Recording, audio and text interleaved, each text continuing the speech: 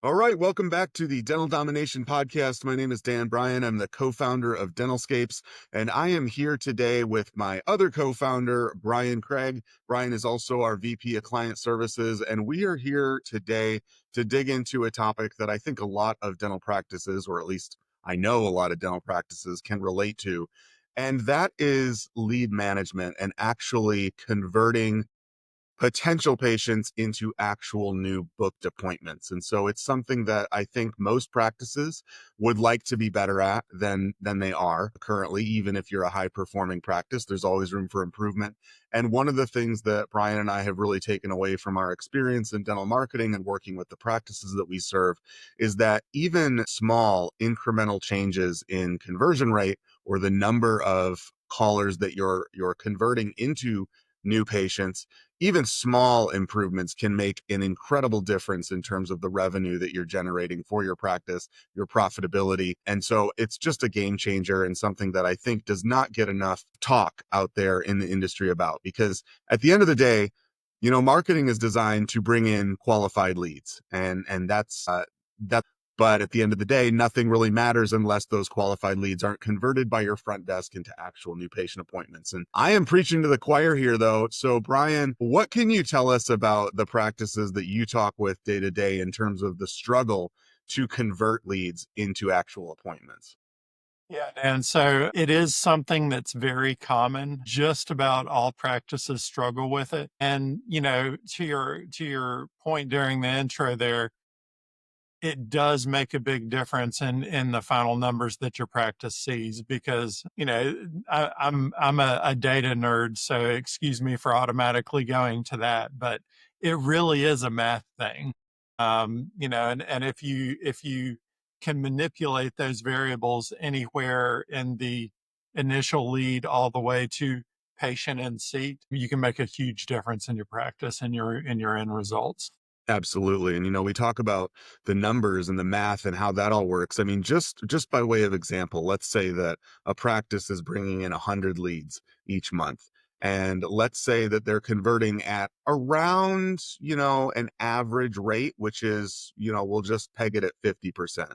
So they're converting 50% of those leads. That means from those 100 leads, they're getting 50 patients that month. But what if you actually converted 60%? That's 60 patients instead of 50 each month. And what does that difference look like? And I would encourage practices to not just think about the initial appointment value here and however much money you're bringing in month one, but take a look at your patient base and the average length of time that a patient is with your practice and look at what we call patient lifetime value. When you think about that extra 10 patients a month, if you're doing that 12 times a year and you're bringing in an extra 120 patients a year, what does that look like in terms of the revenue impact to your business over the course of the next 10 years? I mean, I think it's really crazy. And Brian, you and I have seen practices, able to tick up that conversion rate and really add tens of thousands or more incremental revenue to their bottom line each and every year. Pretty awesome. Yep. It absolutely is. And we're not talking about tiny numbers here either. For general dentistry, lifetime value of a patient on average is 10 to 15 grand and maybe even a little bit more than that. And for the cosmetic or specialty practices, you can easily have a 50K plus average lifetime value for it. Yeah, absolutely. I mean, the numbers are really significant. This is not small change by any means. And now, when we talk about conversion rate, or sometimes called booking rate, the percentage again of those leads that convert into actual new appointments, I threw out the benchmark of 50%, and I think that's a decent target for most practices. But a lot of practices aren't even hitting that, and we actually see a lot of practices that come to us inquiring about services that are maybe at 40%. I've seen some practices that are even a little bit lower than that, which is not good. But we actually push our practices, those that we work with, to hit at least a 60% target. And to be quite honest, in doing this, the amount of time that we've done, even higher than that is not out of the range that's possible by any means. It really, though, takes training your front desk team, acting on every lead that comes in, calling them back if the call is missed, or if, hopefully not, but if it does go to voicemail, these things happen. Getting the consistent follow through and follow ups is super important. What would you say about like the follow up that's necessary in terms of nurturing these leads that come in and actually closing the deal? Yeah, so I would say that it's a lot more than you think it, or a lot more than most people think it is. Because you're here in the business every day. Metrics that I've seen say that 14 times on average, I think, is the number I normally see, is the number of times that you need to hit somebody who doesn't book initially. And that's not 14 phone calls necessarily.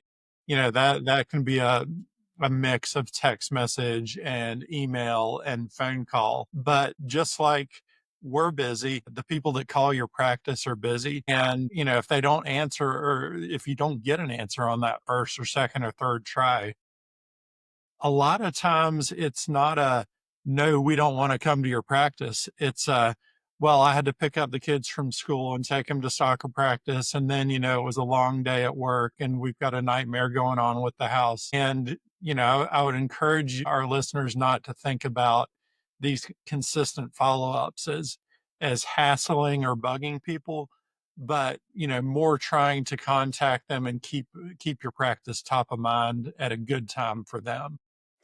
Work your way through to the no. Don't take a no response initially as a final no. Yeah, and you mentioned, these don't all have to be phone calls. And in fact, like you said, we actually encourage practices not to rely too heavily on phone calls simply Yeah. because in today's day and age, and we're talking about Gen Z and millennials and, even some older adults here, they just are not as inclined to pick up the phone as they once were. And if they're anything like me, they don't even pick up the phone for a number they don't recognize. So there's obviously things that we can do to mitigate that. And one of those is text messaging.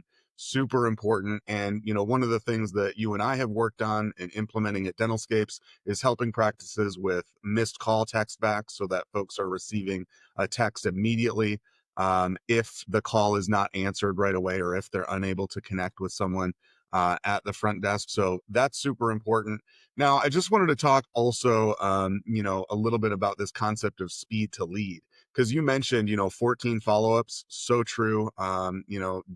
Just by the very nature of the world we live in, you need to be hitting these people pretty consistently and over a span of time, simply because like you said, folks may just be busy, they're dropping the kids off at school or whatever it may be. You need to get them when it's right for them and however it's right for them. And so that's where we talk about phone calls, text messages, and we're going to talk about online website chat additionally here in a second. But as far as the follow-up itself, speed to lead is a real thing within this industry and within dental marketing, of course. And that really is just talking about the amount of time between when you receive the call and following up on it, or receive the chat or receive the form fill and following up on it. What do you think is a good target for practices to strive for when it comes to responding to leads and following up? Yeah, so if it is a lead that finds you online somehow, like that's not referred to your practice or didn't have their neighbor say like, "Hey, they're the best. You only need to work with them." It's a lot shorter than you might think. It's 5 minutes or less. If it takes you more than 5 minutes to respond to that potential new patient, they've gone to the practice down the road that, it is responding in that amount of time. 100%. And, it's also something to think about as more and more practices are. And, I think you and I agree they should be implementing website chat on their websites. It's particularly important there too, because we know that if you're not responding to a chat within, say, 20 seconds, that person is bouncing and they're gone and they're already calling the next practice down the road, like you said. And there are things that can be put in place to make that easier to manage. It's not necessarily the case, although it would be ideal. It's not necessarily the case that your front desk team needs to be monitoring that online chat absolutely every millisecond of every day. There are automations, text backs that you can put in place within those chat features that can help you manage those leads and ensure that nothing is falling through the cracks. Is that right? And if you work in a dental practice, or if you are working at the front desk, with patients coming in, with having to work on insurance verification, with all the different things that you have going on, it's not reasonable to be able to respond manually as a human being to every inquiry that comes in within 5 minutes. Have to rely on technology to help you instead of trying to do everything manually. Yeah, and speaking of technology, I wanted to just take a moment and ask you for on behalf of our listeners. So we actually are just now rolling out a new platform called DentOwl. Mm. What can you tell us about that? And it's really designed to address this very problem. It is, yes, because we've seen with our clients exactly what most practices are facing around that. It's not a lack of desire to respond quickly. It's that it's just not reasonable to do without the technology. So the Dental platform we're rolling out handles a lot of the things that we've talked about so far. Things like automatic responses to new chats or new emails, or even things like if somebody calls the practice and you're not able to pick up at that time for whatever reason, what we call missed call text back, which is the system will automatically text that person, hey, this is XYZ Dental. Saw that we missed your call. How can we help?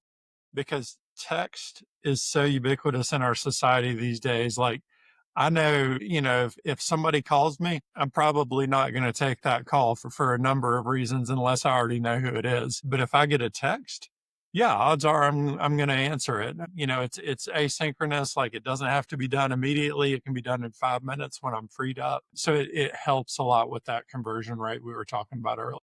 Yeah, absolutely. And so this is something that we're really excited to offer to all of our clients now. It is something that's exclusive to DentalScapes clients. So if you are interested in a platform like this, reach out to Brian or I. You can go to dentalscapes.com/start or email me directly at dan@dentalscapes.com. You can reach Brian if you prefer to at brian@dentalscapes.com as well. I'm going to put you on the spot there, Brian.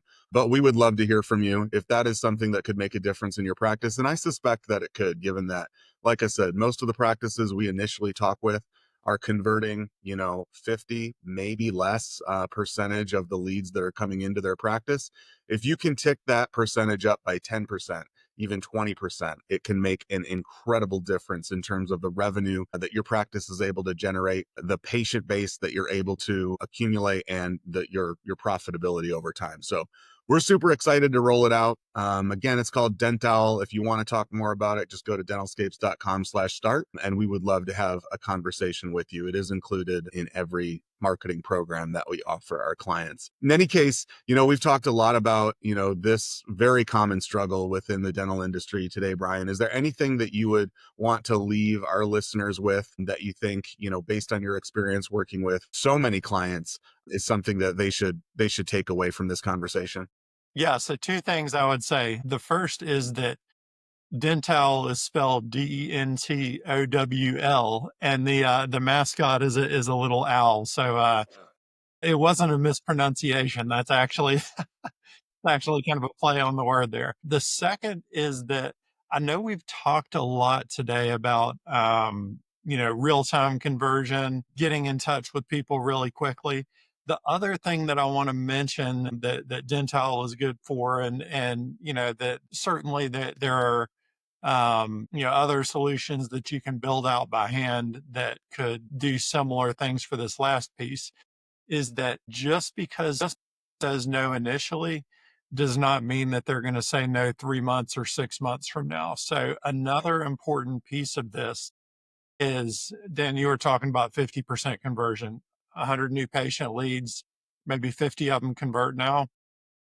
Those other 50, to stay in touch with them, as unless they say no, don't ever contact me again.